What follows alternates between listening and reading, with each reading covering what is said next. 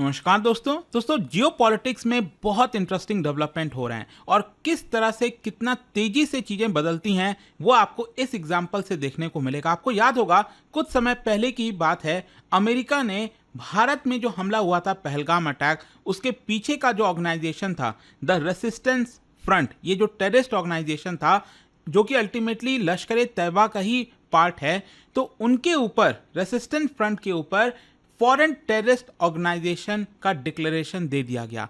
अब ऐसा लगा कि भारत को सपोर्ट कर रहा है अमेरिका यहां पर, क्योंकि आपको याद होगा जब पहलगाम में अटैक हुआ था तो यूनाइटेड नेशंस की सिक्योरिटी काउंसिल में बहुत कोशिश की पाकिस्तान ने, मतलब पाकिस्तान ने पूरा जोर लगा दिया कि रेसिस्टेंस फ्रंट का नाम सामने ना आए, और उसके बावजूद भी भारत ने कई सारे सबूत दिए, बहुत सारी चीज़ें की, तब जाकर अगर आप देखोगे तो अमेरिका ने यहाँ पर फॉरेन टेररिस्ट ऑर्गेनाइजेशन उसको डिक्लेयर कर दिया। अब ये होता क्या मैं आपको आगे बताऊंगा, लेकिन पाकिस्तान को ये बिल्कुल पसंद नहीं आया और पिछले कुछ दिनों से आप देख ही रहे हो किस तरह से समीकरण बदले हैं, किस तरह से चीज़ें अचानक से पलट गई हैं। जहां तक एक महीने पहले बोला जा रहा था कि भारत स्ट्रैटेजिक पार्टनर है अमेरिका का, उसके बाद जिस तरह से टैरिफ लगा, जिस तरह से बार बार आसिम मुनीर को अमेरिका बुलाया जा रहा है, पूरी तरह से पनाह दी जा रही है और पंख खुल गए हैं। आसिम मुनीर के आप स्टेटमेंट देख लीजिए पिछले 1-2 दिनों में क्या क्या उसने बोला है भारत के खिलाफ, वो भी पहली बार अमेरिका की धरती से,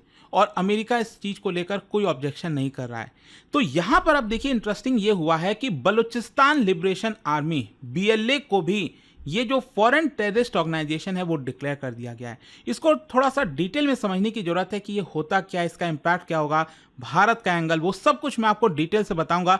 चलिए आगे बढ़ते हैं, लेकिन उससे पहले दोस्तों आप सबको एक बहुत इंपॉर्टेंट खबर बता दूं कि साल की सबसे बड़ी जो सेल होती है वो इंडिपेंडेंस डे के मौके पर आती है, और इस बार फ्लैट 47% ऑफ हमारे सभी कोर्सेज के ऊपर, चाहे आप यूपीएससी का 2026 की तैयारी कर रहे हैं, 27, 28 कोई भी आप लेना चाहते हो, ये आपके पास बेस्ट मौका है, क्योंकि सबसे लोएस्ट प्राइस, इससे कम में आपको पूरे साल भर में कभी नहीं मिलने वाला। तो सोचना बंद करिए, अगर आप लेना चाह रहे हैं तो ये बेस्ट टाइम होगा। कोई डाउट है, प्रॉब्लम है, ये फोन नंबर दिया, आप कॉल कर लीजिए, मेरी पर्सनल टीम आपको पूरी तरह से गाइड करेगी, हेल्प करेगी। And use this code Ankit live ताकि आप मैक्सिमम डिस्काउंट ले सकें, लिंक कमेंट सेक्शन में दिया हुआ है। चलिए शुरुआत करते हैं। सबसे पहले तो ये देखते हैं कि एग्जैक्टली हुआ क्या। देखिए कल जो है अमेरिका ने डिक्लेयर किया कि जो बलोच लिबरेशन आर्मी है, बलूचिस्तान आप सब जानते हैं कि पाकिस्तान का ये वाला पार्ट आप देखोगे सबसे बड़ा प्रोविंस है और यहां से कई सारे अटैक्स लगातार आपको देखने को मिलते हैं। तो वहां पर जो ऑर्गेनाइजेशन काम करी है बलूचिस्तान लिबरेशन आर्मी, और उसकी जो आर्म्ड सुसाइड यूनिट है मजीद ब्रिगेड, उनको फॉरेन टेररिस्ट ऑर्गेनाइजेशन डिक्लेयर किया गया है। एंड वैसे मैं आपको बता दूं कि 2019 से ही ऑलरेडी ये जो BLA है वो US टेरर के वॉच लिस्ट में था, लेकिन अब फाइनली फॉर्मल तरीके से इसको फॉरेन टेररिस्ट ऑर्गेनाइजेशन डिक्लेयर कर दिया गया, जिसकी वजह से इस ऑर्गेनाइजेशन पर काफी सारा इंपैक्ट आएगा। खैर पहला क्वेश्चन तो यह है कि बलोच लिबरेशन आर्मी है क्या। देखो ये आर्म्ड सेपरेटिस्ट ग्रुप है जो कि पाकिस्तान के बलूचिस्तान प्रोविंस से यहां पर काम करती है, और इनकी मांग साफ है। उनका कहना है कि देखिए 1947 के बाद से, जब से पार्टीशन हुआ था भारत पाकिस्तान का, तब से लेकर अभी तक पाकिस्तान ने काफी ज्यादा यहां पर रिसोर्सेस का यूटिलाइजेशन किया है। मतलब एक प्रकार से वहां के लोगों को डिप्राइव करके, वहां का रिसोर्सेज लेकर पाकिस्तान के दूसरे हिस्से में वहां के लोगों के भलाई के लिए काम किया गया। जैसे फॉर एग्जांपल पंजाब अगर आप देखोगे, इनफैक्ट पाकिस्तान में जो भी सरकार बनती है, जो भी पावर सेंटर है, वो सब कुछ पंजाब से ही आपको देखने को मिलता है।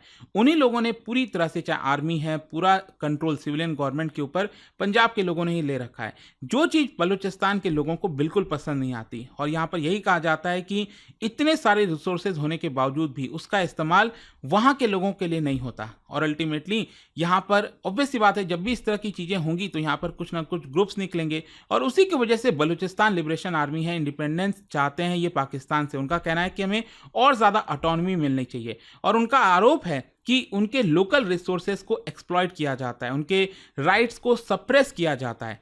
एंड इसी की वजह से ये जो बलूचिस्तान लिबरेशन आर्मी है, उन्होंने पाकिस्तान के security forces, civilians, foreign nationals कई बार अटैक किया। स्पेशली आप सुनते होंगे कि जो चाइनीज वर्कर्स हैं, जो पूरा सीपेक का प्रोजेक्ट चलता रहा है, जो कि पाकिस्तान ऑक्यूपाइड कश्मीर से भी होकर गुजरता है, तो उस पर्टिकुलर प्रोजेक्ट पर भी ये लोग लगातार हमला करते रहते हैं। अच्छा, ये मजीद ब्रिगेड क्या है? मंजीत ब्रिगेड बेसिकली ये सुसाइड अटैक यूनिट है, बीएलए का ही, बलोच लिबरेशन आर्मी का ही एक प्रकार से यूनिट है। एंड इनके द्वारा हाई प्रोफाइल जो सुसाइड बॉम्बिंग्स, कई बार आपने देखा होगा सुसाइड बॉम्बिंग की गई पाकिस्तान में, आर्मी यूनिट के अंदर जाके की गई, हॉस्टेज टेकिंग किया गया, यहाँ पर कई स्ट्रैटेजिक इंफ्रास्ट्रक्चर पर अटैक किया गया, तो ये मंजीत ब्रिगेड के द्वारा ही किया जाता है। खैर, क्वेश्चन अब यहां पर यह है कि अमेरिका ने यह एक्शन क्यों लिया बलोच लिबरेशन आर्मी के ऊपर। देखिए, यहां पर आपने देखा होगा कि बहुत सारे रीसेंट अटैक्स किए गए बीएलए के द्वारा, और जितने भी अटैक्स किए गए उसमें यहां पर बीएलए ने खुद क्लेम किया कि हमने ये किया है। For example, suicide bombing Karachi airport के पास किया गया, ग्वादर पोर्ट पर हमला किया गया 2024 में। इनफैक्ट मार्च 2025 में पूरी दुनिया शॉक में थी कि पूरी की पूरी ट्रेन ही इन्होंने हाईजैक कर ली। नॉर्मली हम हाईजैक के बारे में सुनते हैं तो प्लेन को हाईजैक किया जाता है, लेकिन इन्होंने पूरा जो जाफर एक्सप्रेस ट्रेन है उसको हाईजैक कर लिया, 300 लोगों को बंदी बना लिया, हॉस्टेज रख लिया, 31 लोग इसके अंदर मारे गए। यहाँ पर पाकिस्तान को काफ़ी लंबे समय तक ऑपरेशंस चलाना पड़ा।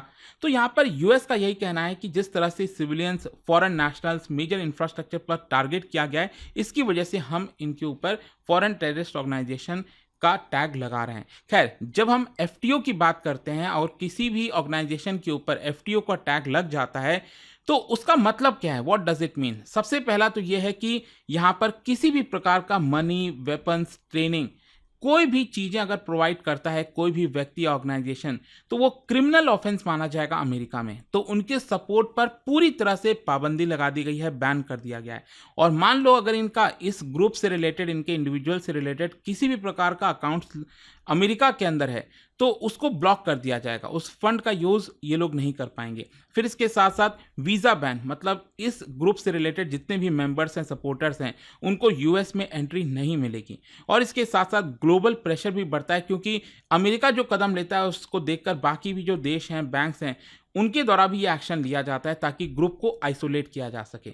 अच्छा, इसका इंपैक्ट और सिग्निफिकेंस समझने की जरूरत है। देखो, अगर हम पाकिस्तान के पर्सपेक्टिव से देखें तो पाकिस्तान तो ये चाहता ही था, उनके लिए एक बड़ा बूस्ट है कि पाकिस्तान का जो नैरेटिव है कि बीएलए एक टेररिस्ट आउटफिट है, उसको यह डिक्लेयर किया जाए, और ये अमेरिका ने कर दिया। इसके साथ साथ यूएस के साथ काउंटर टेररिज्म में जो कॉपरेशन चाहता है पाकिस्तान, उसमें यहां पर मदद मिलेगी। लेकिन इनडायरेक्टली यहां पर चाइना को भी बड़ा बेनिफिट है, क्योंकि बीएलए लगातार जो चाइनीज नेशनल्स हैं, सीपेक प्रोजेक्ट्स हैं, उनके ऊपर अटैक करता रहता था। तो इस एक्शन की वजह से इनडायरेक्ट तरीके से जो चाइनीज इन्वेस्टमेंट है उसको एक बड़ा प्रोटेक्शन मिलेगा ताकि कम अटैक्स हो। और पूरे रीजन की अगर हम बात करें तो ये फंडिंग ऑपरेशंस जो है बीएलए का, वो डिसरप्ट कर सकता है, जिसकी वजह से कुछ कोवर्ट मेथड अपनाए जा सकते हैं इस ऑर्गेनाइजेशन के द्वारा। लेकिन बड़ा क्वेश्चन देखिए यहां पर यह आता है कि अमेरिका ने अभी क्यों यहां पर यह कदम लिया, क्योंकि बीएलए तो काफी दशकों से इस तरह की चीजें करता आ रहा है, कोई नई बात है नहीं। तो यहां पर जो अमेरिका है उन्होंने अभी ये क्यों कदम लिया, और ये बहुत इंटरेस्टिंग है। एक तो अमेरिका का ये कहना है ऑफिशियल तरीके से, रिसेंटली इन्होंने बहुत सारे अटैक्स किए, लेकिन जो सबसे बड़ा कारण है ना, वो जो नजदीकियां आ रही हैं समय पाकिस्तान और अमेरिका के बीच में, काउंटर टेरर कॉपरेशन किया जा रहा है। स्पेशली आसिम मुनीर, जैसा मैंने आपको बताया है, वो अमेरिका में और लगातार धमकी दे रहे हैं, न्यूक्लियर की धमकी दे रहे हैं। कश्मीर को कह रहे हैं कि ये भारत का इंटरनल मैटर नहीं है, ये जगलर वेन बताया इन्होंने पाकिस्तान का। तो इस तरह के जो कमेंट्स आ रहे हैं, और पाकिस्तान ये चाह रहा था जब से द रेसिस्टेंस फ्रंट को टेररिस्ट ऑर्गेनाइजेशन डिक्लेयर किया गया, तब से पाकिस्तान चाहता था कि बीएलए के ऊपर भी कदम लिया जाए, और इसमें पाकिस्तान सफल हो गया और उसने अमेरिका को मना लिया कि आप इसको भी फॉरेन टेररिस्ट ऑर्गेनाइजेशन डिक्लेयर करो। खैर, आसिम मुनीर जो भी कुछ कह रहे हैं इसका जवाब भारत की तरफ से भी दिया गया, आई एम श्योर कि आप सबने देखा होगा। खैर, क्वेश्चन अब यहां पर इंपॉर्टेंट ये भी है कि इसका भारत के ऊपर क्या इंपैक्ट आएगा, और क्या कोई आएगा भी। देखो, यहां पर नैरेटिव का पूरा खेल है। भारत अगर आप देखोगे तो लगातार हम क्या कहते आ रहे हैं कि पाकिस्तान क्रॉस बॉर्डर टेररिज्म को सपोर्ट करता आ रहा है। लश्कर-ए-तैयबा हो गया, अलकायदा हो गया, ये लोग लगातार जो प्रॉक्सी ग्रुप्स हैं उनके माध्यम से भारत पर ये पाकिस्तान अटैक कराता रहता है, और लगातार हमें देखने को मिलता है। लेकिन दूसरी तरफ पाकिस्तान क्या करता है, वो खुद कहता है कि देखिए हम तो खुद ही यहाँ पर टेररिज्म के शिकार हैं। मतलब कि चीज़ों को डाइवर्ट करना पाकिस्तान से समझे कोई। हम कह रहे हैं कि इतने दशकों से आपने जिनको पाला है, टेररिज्म को पाला है, वही कहीं ना कहीं हमारे ऊपर हमला करते आ रहे हैं। लेकिन पाकिस्तान कह रहा है कि देखो हमारे ऊपर भी हमला हो रहा है, तो इसका मतलब हम भी भोगी हैं और हम इसके पीछे का कारण नहीं है। लेकिन ये उल्टी बात है, आप सांप को पालोगे तो वो आपको भी डसेगा ही, वही वाला हाल हो गया।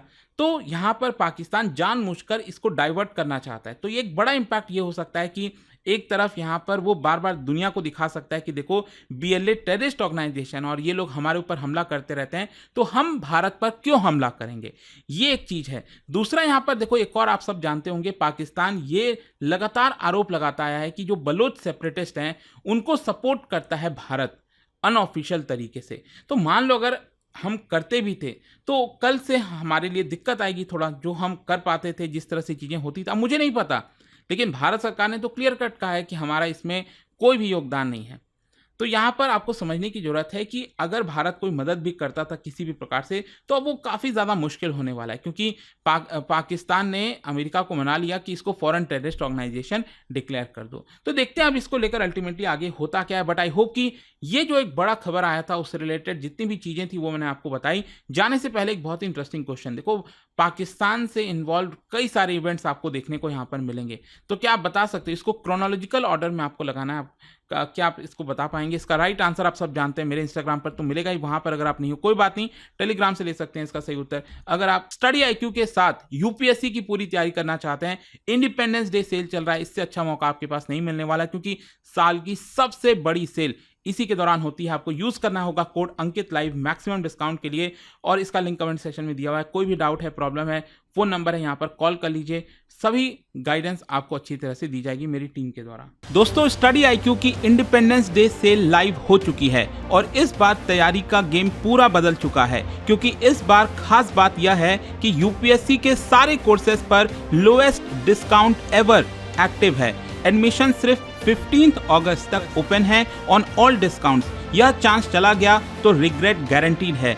अभी स्टडी IQ ऐप या वेबसाइट पर जाइए, टाइप कीजिए P2I फाउंडेशन प्रतिज्ञा बैच, यूज कीजिए code Ankit live ANKITLIVE for the lowest price. अभी भी कोई डाउट हो तो मेरी पर्सनल टीम को कांटेक्ट कर सकते हैं 092400232993। यह सिर्फ एक कोर्स नहीं, यह है IAS बनने की प्रतिज्ञा, और मैं हूं आपका मेंटर इस सफर में आपके साथ। आज की मेहनत कल के आजाद भारत बनाएगी। स्टडी IQ के टॉप एजुकेटर्स के साथ लिखिए कल के भारत की कहानी। स्टडी IQ IAS, आपका सिलेक्शन हमारा मिशन।